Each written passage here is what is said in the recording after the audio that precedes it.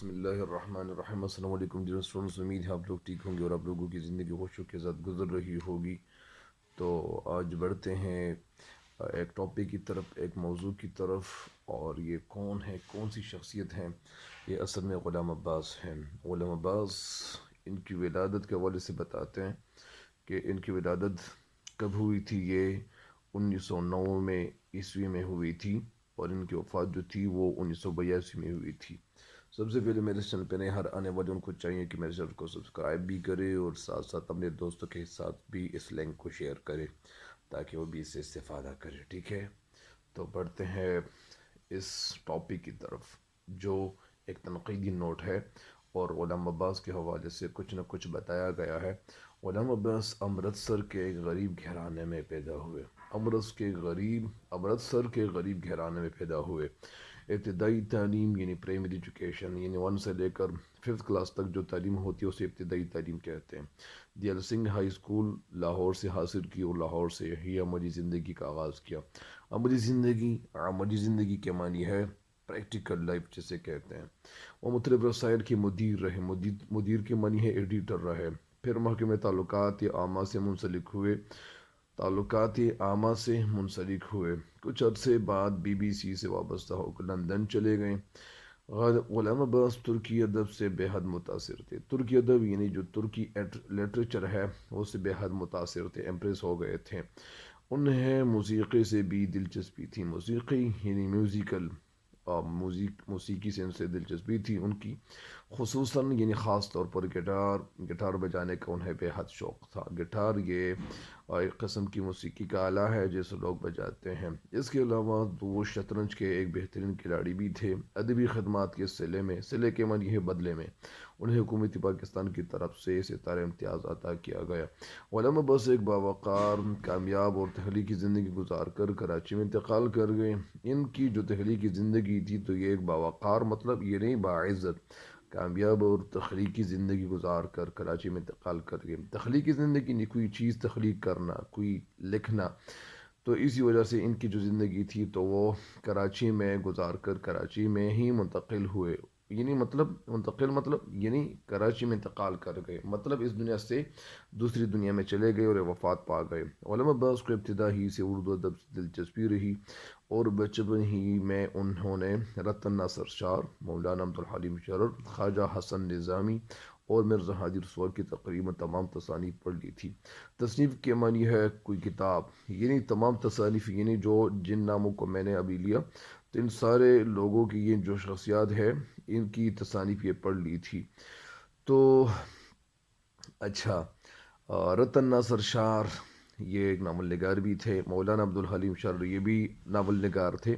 خواجہ حسن نظامی اور مرزا ہادی رسوا تو یہ بھی ناول نگار تھے۔ ان کا شمار جدید افسانہ نگاروں کی فہرست میں ہوتا ہے۔ جدید یعنی افسانہ نگار، یعنی جو نئے افسانہ نگار ہیں ان کی فہرست میں ان کا شمار ہوتا ہے۔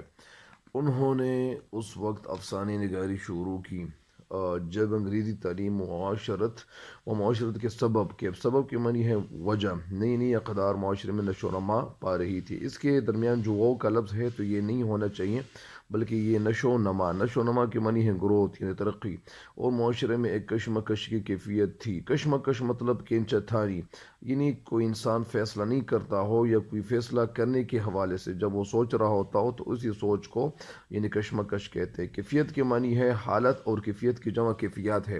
کیفیت کی جمع کوائف لکھنا یہ بھی غلط ہے، جس کے نتیجے میں ایسے واقعات ظہور پذیر ہو رہے تھے۔ ظہور پذیر یعنی ظاہر ہو رہے تھے، واقعہ کی جمع واقعات، اور ظہور پذیر یعنی ظاہر ہو رہے تھے، دکھائی دے رہے تھے یا نظر آ رہے تھے۔ اس طرح جو ایک روایت پسند معاشرے میں معاشرے کے لیے ناقابل برداشت تھے۔ ناقابل برداشت یعنی برداشت سے باہر۔ علامہ عباس نے بڑی خوبصورتی اور غیر جذباتی انداز میں ایسے معاشرے کی عکاسی کی ہے۔ عکاسی کا مطلب یعنی عکس، وہ لوگ جو کچھ کر رہے ہوتے ہیں اس معاشرے میں، جو کچھ ہو رہا ہوتا ہے، اور اگر کوئی مصنف یا کوئی ناول نگار وہ جو پنفارہ لکھتا ہے تو وہ کسی تخلیق کو جب وہ کسی کی تخلیق کی طرف چلا جاتا ہے، بڑھ جاتا ہے، تو وہ اس تخلیق کو تب لکھتا ہے، وہ تب کریٹیو مائنڈ کرتا ہے، کریٹیو رائٹنگ کرتا ہے کہ معاشرے میں جو کچھ ہو رہا ہوتا ہو، جو برائیاں ہو رہی ہوتی ہیں، اس برائیوں کو بیان کرنا اپنی لکھائی میں، اپنی کتابوں میں، تو اسی کو کہتے ہیں معاشرے کی عکاسی۔ علامہ عباس کے افسانوں کا موضوع کوئی نیا تو نہیں، لیکن ان کے انداز بیان نے انہیں نیا پن عطا کیا۔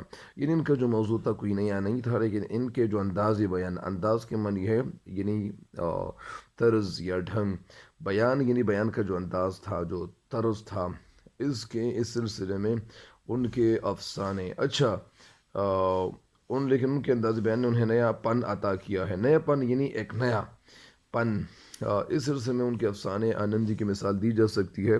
دراصل وہ معمولی کو غیر معمولی بنانے والے فنکار ہے۔ دراصل یعنی اصل میں، وہ معمولی کو غیر معمولی یعنی ایکسٹرا آرڈینری بنانے والے فنکار تھے۔ وہ جذبات کے تابع نہیں، تابع مطلب یعنی وہ جذبات کے تابع دار نہیں، تابع فرمان نہیں۔ کوئی کہانی کا موضوع خواہ کچھ بھی ہو، ان کا قلم غیر جانبداری اور تعقل کے تابع روا دوا رہتا ہے۔ اور کہانی کا موضوع جو بھی ہو، جو کچھ بھی ہو، ان کا قلم غیر جانبداری اور تعقل یعنی عقل سے بھرپور بات کے تابع روا دوا رہتی ہے۔ ان کی جو تصانیف ہیں، تصانیف کے نام آنندی، جاڑے کی چاندنی، کنرس، دھنک گوندنی والا تکیہ وغیرہ۔ تو یہ تو تھی ان کی تصانیف، اور یہ آج کا یہ لیکچر ختم ہوا چاہتا ہے۔ تو میرے چینل پہ نئے آنے والے ان کو چاہیے کہ میرے اس چینل کو سبسکرائب بھی کریں، اور ساتھ ساتھ اس چینل کے لنکس اپنے دوستوں کے ساتھ بھی شیئر کریں۔ تب تک کے لیے اجازت چاہتا ہوں۔ اللہ نگہبان۔